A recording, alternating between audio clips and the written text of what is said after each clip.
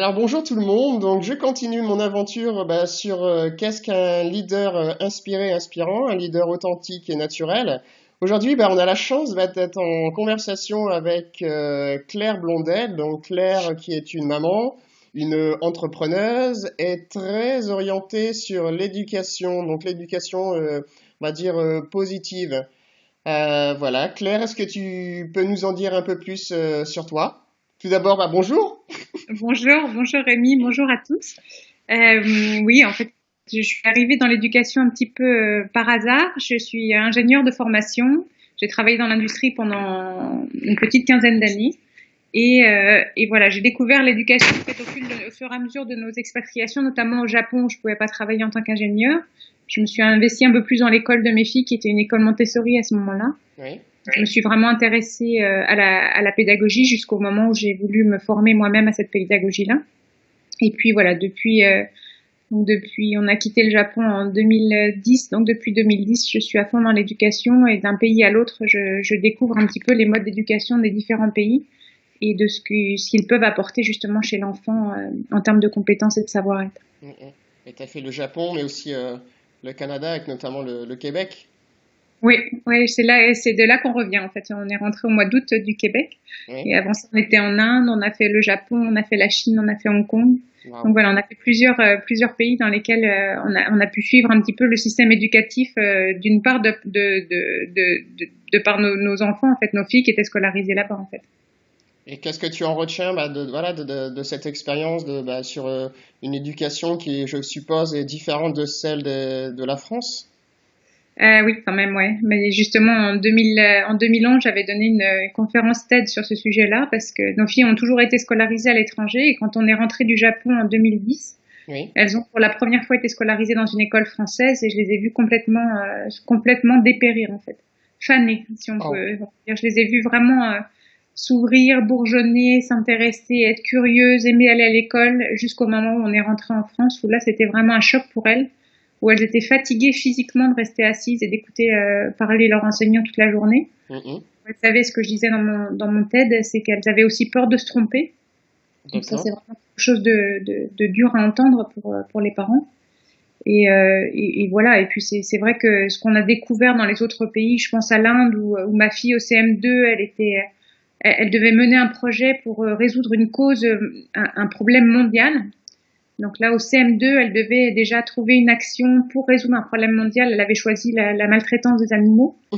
En CM2, avec une équipe de deux autres filles, en fait, elles ont fait le tour des associations qui étaient en charge de régler ce problème-là. Elles ont interviewé des associations, elles en ont fait un article. Elles ont trouvé comment elles pouvaient aider ces associations-là. Elles ont été présentées à plusieurs entreprises, notamment un groupe hôtelier indien. Oui. Elles ont présenté un petit peu leur projet. Elles ont récupéré des paniers garnis qu'elles ont vendus via une tombola. Donc avec l'argent qu'elles ont récolté, elles ont fait un don à une association justement qui récupérait les chiens errants. Et l'association a pu financer une lampe chirurgicale. Et donc Waouh. ça, c'est en CM2. Donc des expériences comme ça, je veux dire, c'est pas très compliqué à mettre en place.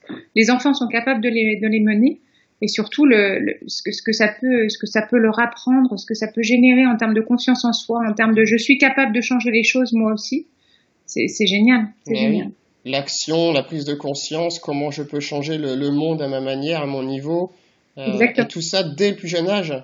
Et pas exactement. attendre l'école de commerce, l'école d'ingénieur pour se mettre en route vers un projet humanitaire, ouais, qui a un sens. Exactement. Puis en plus, ces enfants de cet âge-là, ils ont, je dirais pas de limite. Ils se sentent tout à fait capables à partir du moment où on leur dit qu'on croit en eux, finalement, Oui. qu'on a confiance en eux et puis qu'on les laisse faire. Ils sont tout à fait capables de mener à bien ce genre de projet et c'est génial en termes encore une fois, de confiance en soi parce que si on est capable de faire ça à 10 ans, à 11 ans, on n'imagine même pas ce qu'on est capable d'en faire à 25, quoi. Oui, oui. Waouh. Oui. Et ça, c'est juste un exemple. Après, je vois sur les autres projets qu'elles ont dû. Je pensais à la musique, par exemple, au Canada. La plus jeune a commencé la trompette à l'école. Oui. En fait, c'était 3 heures de musique par semaine. Donc là-bas, la musique est aussi importante que les sciences, que les mathématiques, que les langues.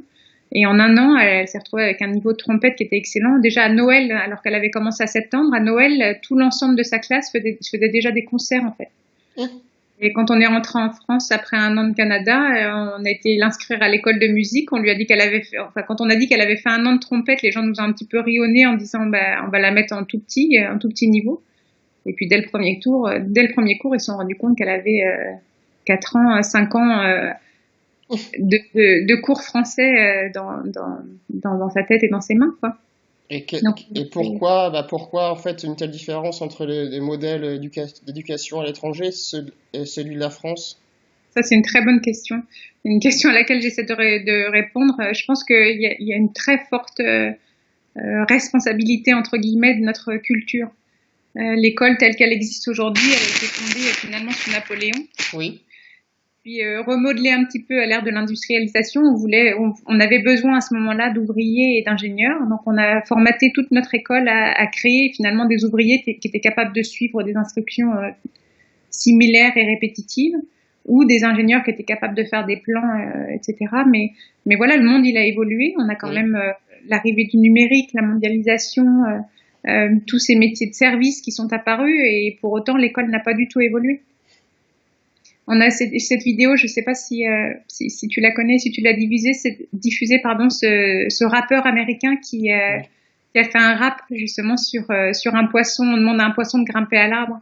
Et je trouve qu'elle est excellente, cette vidéo, parce que justement, elle démontre bien comment le monde a évolué, et en parallèle, l'école est toujours restée la même. Alors, quelque part, pour en venir à ta question, c'est vrai que les systèmes, finalement, on se rend compte que dans le monde, on fait un petit peu ce même constat. D'accord. Mais quand on regarde justement, ce qui est intéressant, là, le résultat des enquêtes PISA vient juste de tomber. Il est tombé là il y a 2 jours. Et donc les enquêtes PISA, en fait, c'est des enquêtes qui ont été commanditées par l'OCDE. Oui. Et en fait, le but de l'OCDE par cette enquête-là, c'était de mesurer dans 72 pays, 72 économies, de comparer finalement les systèmes éducatifs et de voir comment dans chacun des pays, on apprenait aux enfants non seulement à acquérir des connaissances, mais à réinvestir ces connaissances-là dans d'autres domaines. Parce que le but du jeu, c'est ça, finalement, c'est ce qu'on apprend à l'école, c'est pas pour résoudre des problèmes de l'école, c'est pour résoudre les problèmes de la vie. Et les problèmes de la vie, on sait très bien qu'ils sont pas écrits à l'avance, en fait. Quand on a un problème le matin, généralement, on n'a pas d'abord la leçon, ensuite le problème, et ensuite la solution qui est apportée par un autre adulte. Non, ça marche pas comme ça dans la vraie vie, en fait. Donc, il faut que nos élèves, finalement, soient capables de réinvestir des connaissances qu'ils ont acquises dans une matière, dans un domaine, dans un contexte particulier, et qu'ils sachent transposer à une autre problématique. Et donc, l'enquête du PISA est vraiment basée là-dessus. Donc, elle interroge les enfants de 15 ans dans 72 pays du monde et compare justement les systèmes éducatifs et cette capacité qu'ont les enfants des différents pays à réinvestir leurs connaissances. Et en l'occurrence, la France est toujours mal placée dans ces classements. Et en plus, ne progresse pas d'un classement à l'autre. Donc là, le dernier, c'est un classement qui a lieu tous les 3 ans. Donc là, les résultats ont été diffusés cette semaine, mais portent sur des tests de 2015. Oui. L'évaluation précédente datait de 2012. Et depuis 2012, voilà, on voit qu'il n'y a aucun progrès qui a été fait. Voilà, exactement.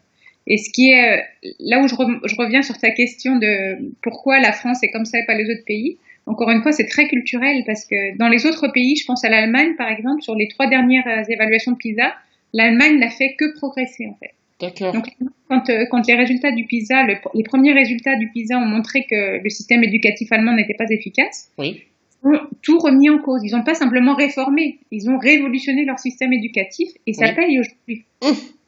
En France, la réaction qu'on a eue quand les résultats étaient mauvais, c'est qu'on a remis en cause le test. D'accord, ok. Voilà, on a remis en cause finalement l'intérêt ou le bien fondé de ce test-là plutôt que nos propres méthodes. Donc en France, on est bien qu'on soit révolutionnaire d'histoire, on a beaucoup de mal à remettre en cause, à se remettre en cause. Voilà, et je pense que c'est ça qui fait qu'aujourd'hui le système éducatif est vraiment paralysé et puis il a beaucoup de mal à évoluer. Donc pour toi, il faudrait quand même, il faudrait un changement dans le système d'éducation de la France. Oui, je pense qu'il faudrait vraiment un changement radical. Il faudrait une vraie volonté politique. Donc, ce qui me rend optimiste, c'est que depuis que je suis rentrée au mois d'août, je peux voir de plus près un petit peu ce qui se passe au sein de l'éducation en France. Et je vois un énorme mouvement en fait qui se crée, je dirais, depuis la base. avec beaucoup d'initiatives au sein des écoles publiques. Donc Oui, c'est pas, je veux dire, je critique pas du tout, j'accuse pas du tout les enseignants du système public parce que à leur échelle, dans leur classe, ils font des choses formidables. Mais clairement, par oui. contre, voilà, les moyens qu'on leur donne, c'est vraiment lamentable en fait. Mm, En mm, mm. termes d'éducation continue enfin de formation continue des enseignants, c'est vraiment très très faible. On leur donne pas les moyens de prendre du temps sur leurs heures de travail ou de payer à la limite de rémunérer des heures de formation qui seraient faites en dehors des heures de classe. Oui, oui, oui. Et puis on voit pas cette volonté. J'ai assisté à un colloque de l'éducation nationale qui avait lieu à Lyon au mois d'octobre, qui était sur le travail personnel de l'enfant, mais on est vraiment dans une réflexion d'intellectuel qui est pas du tout tournée vers ni vers l'enfant, je dirais, Oui, ni vers le concret, ni vers le court terme. En fait, on est vraiment des penseurs pensants. exactement. Et pas de Et mise ça, en action. voilà, exactement. Donc, Mm, mm. heureusement qu'il y a ces gens sur le terrain avec les porteurs de projets des écoles indépendantes, avec les enseignants dans leur classe qui, eux, essaient de se renseigner sur ce qui se fait autre part Oui, et oui. qui prennent le risque finalement de mettre en pratique dans leur classe des nouvelles façons d'enseigner aux enfants, quoi. Mm, mm, mm. Et là, je me rappelle, voilà, de ton TED que tu as fait à Lyon. Et tu parles d'éducation positive. Oui. Est-ce que pour toi, ça pourrait être une solution dans notre éducation française? Ben, c'est un aspect, effectivement, c'est un levier d'action.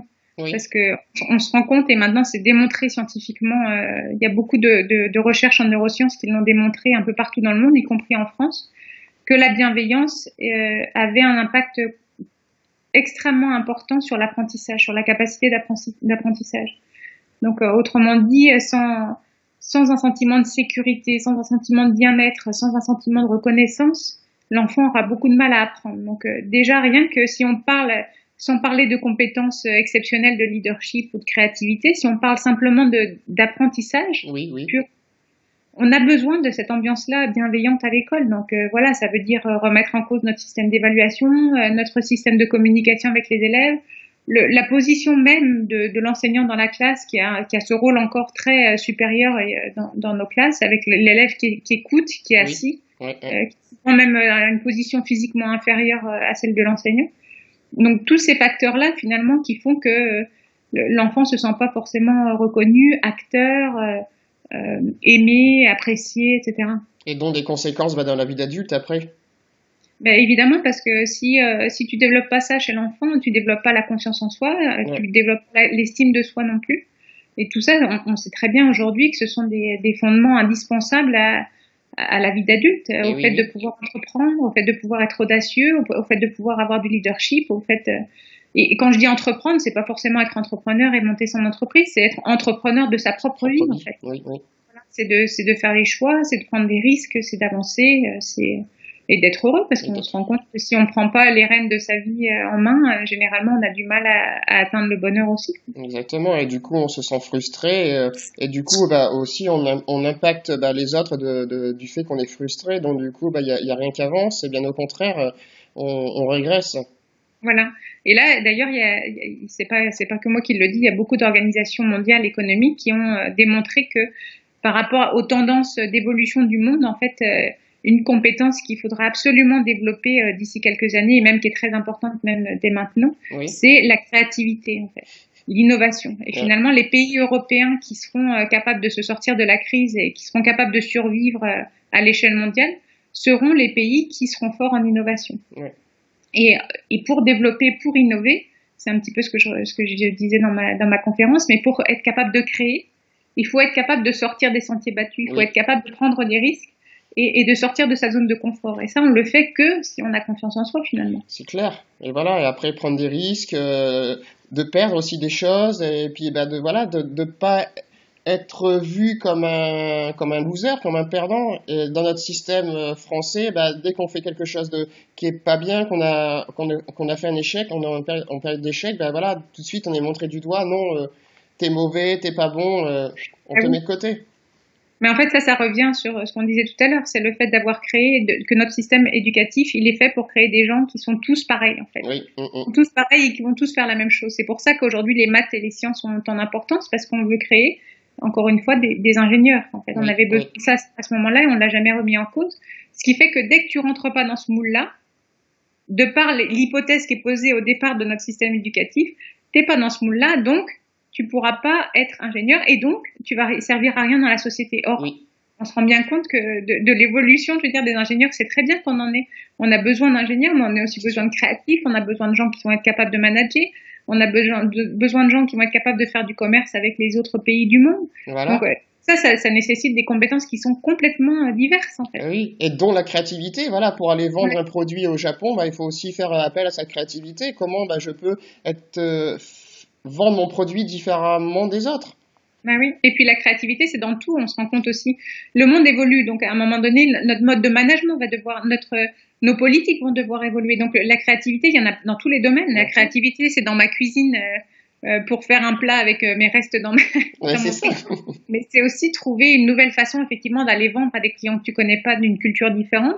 Mais c'est aussi trouver une nouvelle façon politique de gouverner la France, ou de gouverner une région, ou de gouverner une ville Oui. pour avancer, trouver des solutions innovantes qui vont permettre de résoudre ces problèmes-là. Ouais, ouais, ouais. Donc la créativité, on voit qu'on en a besoin vraiment partout. Et donc, ouais, c'est ce que je voulais dire tout à l'heure. Donc, les grandes organisations économiques disent que, un, il faudra être innovant, et deux, ce qui est très important aussi, il y a beaucoup de recherches qui montrent maintenant que, en moyenne, les adultes, les personnes qui seront adultes en 2030-2040 vont avoir en moyenne 13 métiers différents sur leur vie, sur leur Waouh. carrière. Donc 13 métiers différents, ça veut dire quoi? Ça veut dire qu'à un moment donné, je suis capable de sortir encore une fois de ma zone de C'est trop confort fort. pour aller vers un autre métier. Et non seulement ça, mais je suis aussi capable d'apprendre tout seul en fait. Oui, oui. Donc je suis capable d'aller chercher l'information pour me former moi-même à un autre métier qui n'est pas celui pour lequel j'ai été formée à l'école. Donc et on le voit tout à fait aujourd'hui. De toute façon, même si en France on reste encore très, même à 40 ans, on me demande encore quel diplôme j'ai de quelle école, alors que je suis sortie de mon école il y a 20 ans. Je veux dire, en Oui. 20 ans, j'ai fait énormément de choses qui comptent bien plus que mes 5 ans d'école d'ingénieur. Et c'est sûr. Et ça, c'est vrai que c'est très français aussi. Nulle part ailleurs dans le monde, quand je suis arrivée et que j'ai postulé à un poste, on m'a jamais demandé mon diplôme. De toute façon, personne n'aurait connu l'UTC, donc ça n'aurait servi à rien que j'en parle. Mais oui. Par contre, ce qui importait les gens, c'était ma passion du moment, ma façon de travailler du moment, mes intérêts du moment, et puis mes compétences du moment, en Mais fait. Et oui. c'est ça qui compte, en fait. Ce qui te fait vibrer, tes passions, ton pouvoir de créativité, voilà, c'est tout ça en fait qui intéresse aussi. Tes compétences du moment. Je veux dire, Oui, se référer à un diplôme qui a évalué tes compétences d'il y a 20 ans, ça n'a plus aucun intérêt, en fait. c'est clair. Donc voilà, il faudrait que nos jeunes d'aujourd'hui, qui seront adultes en 2030, 2040, voilà, qu'ils apprennent à être audacieux, qu'ils apprennent à avoir confiance en eux, qu'ils apprennent à travailler tout seuls, qu'ils apprennent à travailler en groupe, qu'ils apprennent à apprendre tout seuls, parce Oui, que justement, on le voit beaucoup, j'ai vu beaucoup dans les autres pays, en fait. Je prends l'exemple, par exemple, du travail en groupe. oui, En France, on donne beaucoup. C'est assez nouveau et c'est très bien. On donne de plus en plus de travaux à faire en groupe. Donc c'est très bien parce que jusqu'à présent, c'est vrai que l'éducation à la française était très solitaire, justement plutôt à jouer sur la compétition plutôt à promouvoir le travail en équipe. oui, Mais voilà, j'ai vu beaucoup d'exemples autour de moi, y compris chez mes filles, où on leur a demandé à faire des travaux de groupe, des oui, travaux de recherche. Et donc les filles font leur travail ensemble, elles rendent leur copie et la copie est notée par rapport au contenu de la copie, bien évidemment. Et le travail s'arrête là. Ok, il n'y a pas Et, de. et le travail s'arrête là. Donc j'irais tout le processus qui voudrait que justement on s'intéresse à comment vous avez travaillé ensemble, comment vous êtes répartis les tâches, comment vous avez fait votre planning pour être sûr de rendre la copie à l'heure. Comment vous avez fonctionné entre vous, comment vous avez relu à la fin, qui a validé, etc.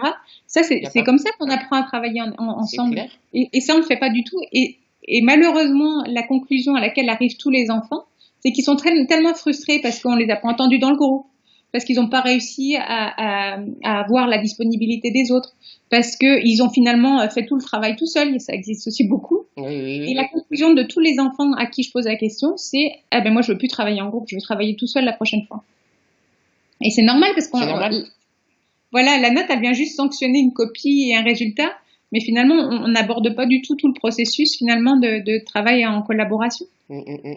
Donc voilà, quand je dis apprendre à travailler, apprendre à apprendre, C'est toutes ces compétences-là. On dit à un enfant, il faut que tu travailles plus ta leçon.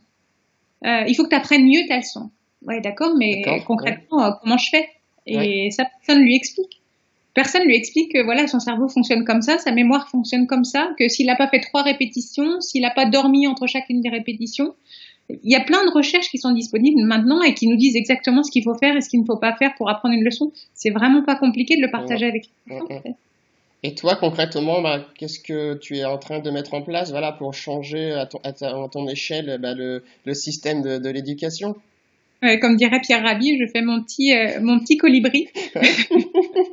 Chacun à son échelle. Donc, à mon échelle, en fait, justement, ce que j'essaie de faire, c'est de partager tout ce que j'ai vu à l'étranger, de partager toutes ces méthodes pédagogiques innovantes qui permettent de développer ces compétences-là qui sont pour moi des compétences, pour moi et pour beaucoup d'autres, des compétences essentielles pour les adultes de demain. En fait. Il faut surtout pas qu'on perde de vue que notre société de demain, elle sera menée, elle sera gérée, elle sera conduite par tous les enfants qu'on a dans nos écoles aujourd'hui. En fait.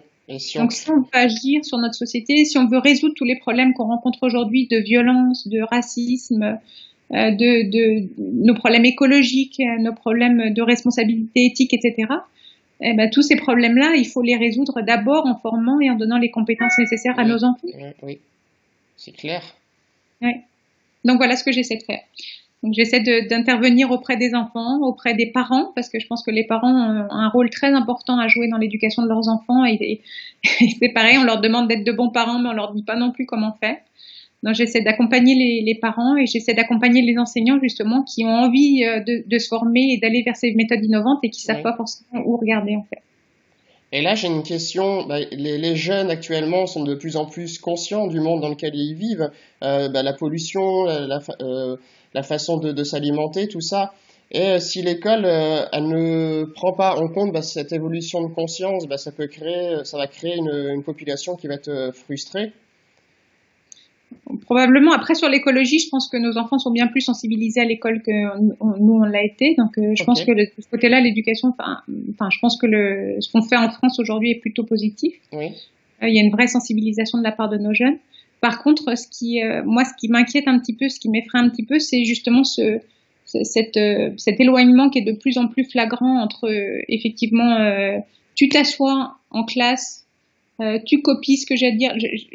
Je m'interromps parce qu'en fait, je suis en train de penser, je pense à ma fille qui rentre de son cours d'histoire et puis qui me dit, voilà, on a passé donc pendant 2 heures, j'ai écrit, voilà, c'est ça exactement. C'est ce matin de me montrer la petite boule, tu sais, de peau morte qu'on développe sur notre doigt à force d'écrire, en fait.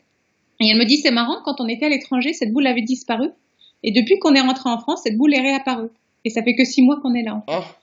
Et en fait, elle me raconte ses cours d'histoire où elle passe 2 heures assise sur la chaise à recopier ce que le prof leur dicte ou ce qu'il écrit au tableau, en fait. Ce qui n'a aucun intérêt. Et cette façon d'apprendre, alors que maintenant les jeunes sont sans arrêt sur les vidéos, ils zappent beaucoup, c'est vrai qu'on les critique beaucoup, ces jeunes-là, mais on n'a pas besoin de les critiquer, il faut juste s'appuyer sur cette évolution et s'appuyer sur leur façon d'apprendre aujourd'hui.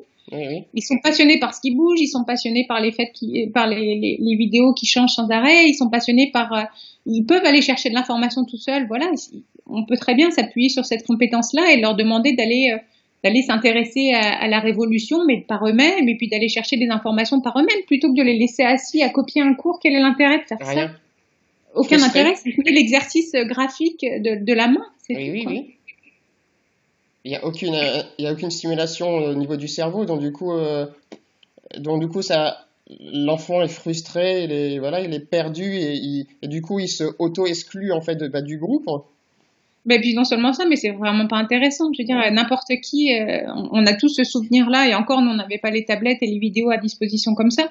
Mais on a tous souvenir des cours super pénibles et super longs et super ennuyeux, où on devait passer notre temps à recopier une leçon. C'est sûr que ça passionne personne. Ça, c'est sûr. Et l'autre chose aussi qui me fait un petit peu peur dans cette nouvelle génération, c'est que justement, on utilise beaucoup le big data, on va dire, pour parler nouvelle génération. Mais justement, cette big data, elle fait peur aussi parce que quand on regarde des applications comme Deezer ou comme Google, qui finalement te ressortent toujours les mêmes réponses par rapport à des questions qui sont massifiées. Oui. Comment on va développer l'esprit de nos enfants à aller poser des questions qui n'ont jamais été posées? si Google leur apporte des réponses à des questions qu'ils n'ont même pas eu le temps de se poser, et puis que se pose déjà une masse de personnes, comment on va amener nos enfants concrètement à se poser des questions que personne ne s'est posées, et qu'on va continuer justement à innover, et puis à trouver des nouvelles solutions. Et je pense à l'application Deezer qui te sort des listes de lecture en fonction de tes propres choix, ou tes propres, comment ça s'appelle, envies ou goûts. Deezer ne fait que te sortir les chansons qui correspondent à ce que tu écoutes toujours déjà. Oui. Donc, comment on va découvrir les nouveaux artistes qui ont des styles différents et comment on va s'ouvrir à d'autres choses. Donc, moi, le big data, voilà, c'est ça que j'aimerais aussi développer chez les enfants, c'est cet esprit critique, finalement. Oui. C'est que, ce que je trouve sur Internet, il faut que je le vérifie parce que c'est pas forcément la vérité vraie. Et puis deux, voilà, la masse d'informations qu'on me donne, elle est sur ce sujet-là, mais je dois quand même m'intéresser à ce qui se passe à côté. Et là, il faut que je trouve, voilà, des moyens de m'ouvrir un petit peu les yeux au-delà de ce que cette espèce d'autoroute d'information va me donner. Quoi. Et ça, l'école peut le faire. Ah bah oui, bien sûr. Comme tu disais, voilà, en travaillant en groupe, vous allez chercher l'information où vous voulez, sur Internet, dans les livres, directement, je sais pas, maison de tourisme pour connaître, par exemple, l'historique d'une ville, tout ça, on se déplace, on y va, on va chercher l'information. Et puis varier les sources, surtout pas se contenter de regarder que sur Google ou que sur telle source d'information. Oui. Non, tout à fait. Et puis la façon de poser les questions aux enfants aussi. J'ai rendu un travail il y a pas longtemps de recherche sur le questionnement, et qui était vraiment très intéressant parce que Bloom, qui est un ancien théoricien, en fait, a schématisé le questionnement dans une taxonomie en disant voilà, il y a plusieurs niveaux de questionnement et le premier niveau, c'est juste de dire tu sais ou tu sais pas, en fait. Quand je te pose une question, c'est juste pour vérifier si tu as la connaissance ou pas. Donc ça, c'est le tout premier niveau. Mais après, il y a des niveaux gradients jusqu'au dernier niveau qui est mais qu'est-ce que tu en penses de cette information-là? Et donne-moi ton avis sur cette information-là. Et il y a des recherches qui ont été faites dans des classes qui ont observé je sais plus combien d'heures de classe où en fait, on s'est rendu compte que 80% du temps, les enseignants se contentaient des 2 premiers niveaux de la taxonomie. Donc très peu, finalement, on avait le réflexe d'aller chercher un peu plus loin et justement de demander l'avis des enfants. Et ça, justement, ça c'est un vecteur très important pour développer l'esprit critique, justement. Clairement, oui. Puis après, la créativité derrière, comment on peut modifier telle ou telle chose. Est-ce que je leur mets encore... Ça a toujours été comme ça, mais est-ce que ça doit toujours être comme ça? Est-ce que c'est toujours valable? Est-ce qu'il n'y a pas une autre façon de faire, etc. Exactement. Waouh. Voilà, aujourd'hui, alors concrètement, comment tu vois, une petite évolution, on va dire, du système de l'éducation française? Je vois déjà par les chiffres, cette année, en septembre, il y a 96 écoles indépendantes qui sont ouvertes, en fait. Donc, c'est un chiffre qui est répertorié par l'association Créer son école, la Fondation pour l'école qui a été fondée par Anne Coffinier. Et donc ça, c'est un chiffre qui est très marquant parce que c'est 40% de plus d'écoles indépendantes qui ont ouvert cette année par rapport à l'année dernière. Et ça, c'est un chiffre qui continue de croître tous les ans. Moi, ce qui m'ennuie dans je trouve ça très positif et ça me rend très optimiste parce que je me dis qu'il y a beaucoup de gens qui partagent mon avis, donc ça, c'est chouette. D'un autre côté, ce qui m'ennuie vraiment, c'est que on a un système éducatif en France qui est gratuit pour les enfants, pour tout le monde. Et si on veut combattre les inégalités qui sont aujourd'hui la source de beaucoup de nos problèmes de société, il faut que cette éducation de qualité, elle soit accessible à tous, en fait. Gratuite aussi, voilà. Exactement. Et le problème des écoles indépendantes, c'est qu'elles n'ont aucun financement de l'État parce que l'État a déjà son propre système éducatif. Et que c'est des écoles qui sont à financer par les parents à un coût de 500 € par mois minimum. En province, à Paris, c'est encore bien pire que ça. Et forcément, ça limite l'accès à un nombre limité d'enfants. Donc ça, je trouve vraiment ça dommage. Donc, il faut faire marcher un peu sa créativité, comment trouver des financements pour financer ces écoles et que tout enfant peut entrer dans cette école. Exactement. Et puis, à la limite, qu'on donne le choix aussi aux parents. Tu vois, en Allemagne, par exemple, l'école gratuite, elle offre le choix de la pédagogie aux parents. Donc, tu peux aller dans une école Steiner, dans une école Montessori, dans une école publique, dans une école traditionnelle, dans une école catholique, dans une école... Mais ça, c'est l'offre, elle est multiple et elle est gratuite et elle est offerte à tous les parents. En France, en fait, si tu veux avoir accès à une autre éducation, t'as pas le choix que de payer et donc du coup, ça limite aussi la liberté de choix des parents. Et ça sélectionne, donc du coup, les chances de s'épanouir dans ta vie privée et professionnelle sont un peu réduites. Exactement. Il y a des chiffres là-dessus, sur la France justement, sur le fait, déjà il y a un chiffre qui est vraiment déprimant et qui devrait nous mettre tous très en colère, c'est le fait que l'éducation en France enfin en France, c'est l'un des pays en Europe où l'éducation coûte le plus cher en fait, où l'argent qu'on investit par rapport à chaque enfant, sur chaque élève, est le plus haut en Europe. Donc c'est-à-dire qu'on investit beaucoup d'argent dans ce système-là. Donc c'est d'autant plus frustrant de voir que ce système-là, il n'est pas efficace et qu'il ne permet pas justement de réduire les inégalités, qui ne permet pas de préparer au mieux les adultes de demain et de sauver l'économie française. Donc ça, c'est d'autant plus frustrant. C'est nos impôts qui financent ce système qui est absolument pas efficace. Donc ça, c'est vraiment rageant. Et l'autre chiffre dont je voulais parler, qui m'est sorti de la tête, là, c'est justement les enfants d'ouvriers ou les enfants de personnes sans emploi ont 2 fois moins de chances d'aller jusqu'au bac, en fait, ce qui est énorme comme chiffre. Ouais. Voilà. Donc c'est les inégalités, de toute façon, elles ont été prouvées en septembre par un rapport du UNESCO. Elles ont été à nouveau démontrées dans le rapport PISA qui est sorti cette semaine. La France est un des pays les plus inégalitaires. Donc c'est vraiment quelque chose contre lequel on doit lutter, en fait. Oui. Là, très concrètement, comme tu dis, si on veut parler de solutions, c'est développer ces écoles indépendantes, mais 2, voir comment on peut développer l'éducation nationale pour que l'éducation gratuite soit de qualité aussi. Exactement, oui. Et pour former des gens bien dans leur peau, des leaders, on va dire, leaders de vie, leaders professionnels, voilà, c'est ça. Pour moi, leader, c'est aussi être dans l'authenticité, dans la bienveillance, dans l'écoute, voilà, c'est tout ça, c'est pas être le meilleur, bien au contraire, le leader, il est à la même hauteur que les autres. Il est ni inférieur ni supérieur aux autres. Donc, mais il a une capacité, justement, une confiance en lui ou une estime de lui qui va lui permettre, justement, de fédérer autour d'un projet ou autour d'une mission, d'une idée, etc. Ouais, tout à fait. Tout à fait. Je suis d'accord avec cette définition-là. Et donc, si on crée pas, voilà, si on stimule pas les enfants dans la créativité, dans le travail collaboratif ensemble, comment créer de beaux leaders, en fait, et pas créer des leaders qui sont dans l'ego, dans la supériorité, dans je veux plus que l'autre, je suis meilleur que toi. Et voilà, c'est dès l'école qu'il faut former, voilà, ces leaders.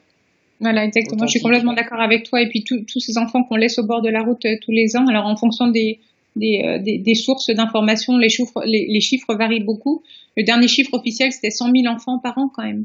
Donc 100 000 enfants qu'on laisse, donc des enfants de 15 ans qui finissent sans diplôme, sans aucun diplôme. Donc c'est énorme. C'est énorme. Et souvent, c'est aussi des enfants ils ont une créativité qui est hors du commun. J'en ai rencontré beaucoup et c'est énorme. Oui. C'est énorme. Oui. Et puis encore une fois, quand on voit toute la haine, toute la violence qu'on génère aussi par ce système-là. Oui.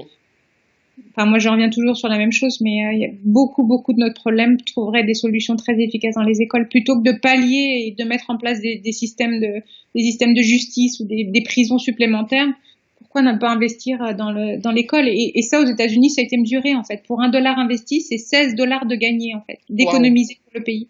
Et c'est pas seulement sur le système judiciaire, mais c'est aussi sur le système de santé. Parce qu'un enfant qu'on a accompagné, qu'on a bien formé, qu'on a bien éduqué, il va pas avoir de stress, donc il va pas développer de maladies cardiovasculaires, il va savoir s'alimenter, il va savoir que le sport c'est important pour lui, etc., etc. Donc c'est non seulement au niveau de la violence, mais aussi au niveau de tout ce que ça peut avoir comme impact sur le corps. Clairement, oui. Et puis après, c'est extrêmement bon aussi pour l'économie, hein. Parce que l'économie, c'est stimulé. Et voilà, derrière la finance, c'est plus, hein. Et aujourd'hui, on est plutôt sur du moins, parce qu'il n'y a pas de stimulation. Voilà, c'est ça, c'est comme tu dis, la stimulation, c'est le fait que les gens vont être capables d'aller créer leur propre emploi, peut-être. Oui. Qui vont être capables d'aller travailler parce qu'ils ont les compétences pour. Enfin bref, c'est toutes ces solutions-là. Donc je te dis, ce chiffre, il est quand même assez parlant. C'est $1 investi, $16 d'économiser pour la société, c'est énorme. C'est énorme et c'est rien en termes d'investissement. C'est rien. Et pour l'avenir aussi de l'humanité, c'est beaucoup. Ça, on parle même pas, ouais. D'ailleurs, ça, c'est une réflexion que je me fais depuis quelque temps. C'est justement cette volonté de vouloir... J'ai pas la réponse à cette question-là. Hein. C'est cette volonté de vouloir faire en sorte que tous les citoyens français ressentent cette nationalité de façon extrêmement forte. Et c'est marrant parce que dans toutes les écoles où ont été scolarisées mes filles, c'était des écoles internationales où il y avait énormément de mixité de nationalité, évidemment.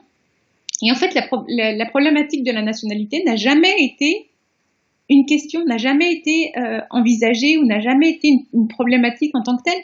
On la célébrait, la diversité, à la limite. On célébrait le fait que dans une même classe, on ait toutes ces nationalités-là dans la classe, mais jamais on disait, voilà, ta nationalité, ton passeport, ton document, il dit que tu es de telle nationalité, donc tu dois être comme ça, et donc tu dois être fier de ça, etc.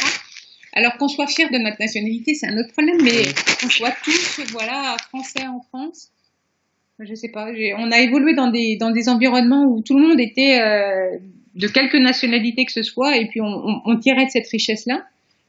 Et je sais pas pourquoi en France, voilà, on a cette nouvelle problématique qu'il faut absolument que les enfants des écoles se sentent français. Pourquoi pas, hein, peut-être que ça peut aider, peut-être que j'ai pas la bonne vision. En tout cas, j'ai vu d'autres choses et j'ai vu que c'était très bien aussi. Après, là, je suis en train de penser, est-ce que tes filles doivent énormément te faire travailler sur le sujet et te aussi refaire remonter des informations d'un dysfonctionnement de cette école à la française, parce qu'elles ont été, comme tu disais, au Canada, tout ça, et pour elles, c'est quoi le point le plus critique qu'elles ressentent?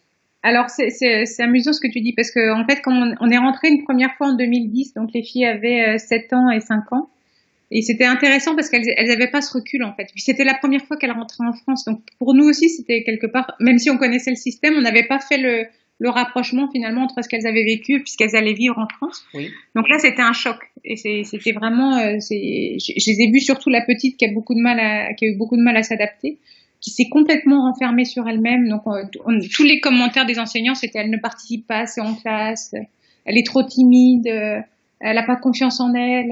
Et ça c'était tout nouveau. Je veux dire, on n'avait jamais eu ce problème-là avant dans les autres pays, dans les autres écoles. Donc clairement pour moi c'était le système qui l'avait rendu comme ça. Oui.